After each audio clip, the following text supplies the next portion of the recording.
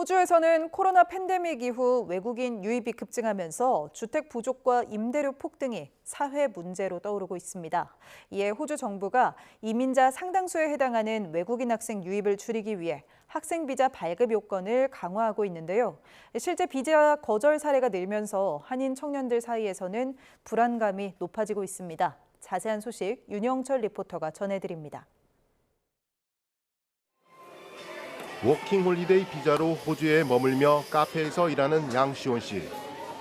대학원에 진학하기 위해 학생 비자도 함께 준비하고 있습니다.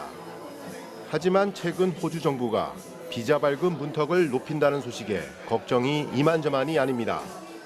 이제 호주 정부에서도 학생들 수를 조금 줄이려고 하는 추세여서 아예 승인을 엄청 늦게 내주거나 아예 거절되는 경우도 엄청 많다고 들었어요. 그래서 제 친구도 몇 명 거절을 받았고. 코로나19 팬데믹 이후 외국인 학생 유입이 급증한 호주. 지난 2월 기준 학생 비자를 받고 호주에 거주하는 외국인은 모두 71만 3천여 명에 이릅니다.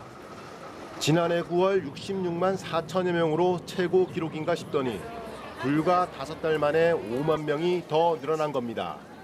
호주에선 유학생을 포함한 이민자가 늘면서 주택 부족과 임대료 폭등이 사회 문제로 급부상하고 있습니다. 호주 공공문제연구소는 지금 흐름대로라면 2025년부터 2028년까지 호주에 새로 생기는 주택의 4분의 1은 유학생이 차지할 것으로 내다봤습니다. 한인 유학생들도 외국인 유입에 따른 임대료 상승을 직접 체험하고 있습니다. 한 집 인스펙션을 가면 적어도 10팀 정도가 같이 인스펙션 오게 되고 경쟁을 해야 되다 보니까 이제 가격도 올라가게 되고 그러면서 이제 더 구하기는 어려워지고. 상황이 이렇게 되자 호주 정부가 애꿎게도 유학생 규제에 나선 겁니다. 학생 비자 발급 요건을 강화하겠다며 공인 영어 성적과 장고 증빙 최저 기준을 올렸는데 지난 5월부터는 최소 29,710 호주 달러, 우리 돈 약 2,670만 원이 통장에 있다는 것을 증명해야 합니다. 여기에 학생 테스트 제도까지 도입해 구체적인 학업 계획서도 내야 합니다. 이처럼 요건이 까다로워지면서 학생 비자 거절률도 자연스레 높아지고 있습니다.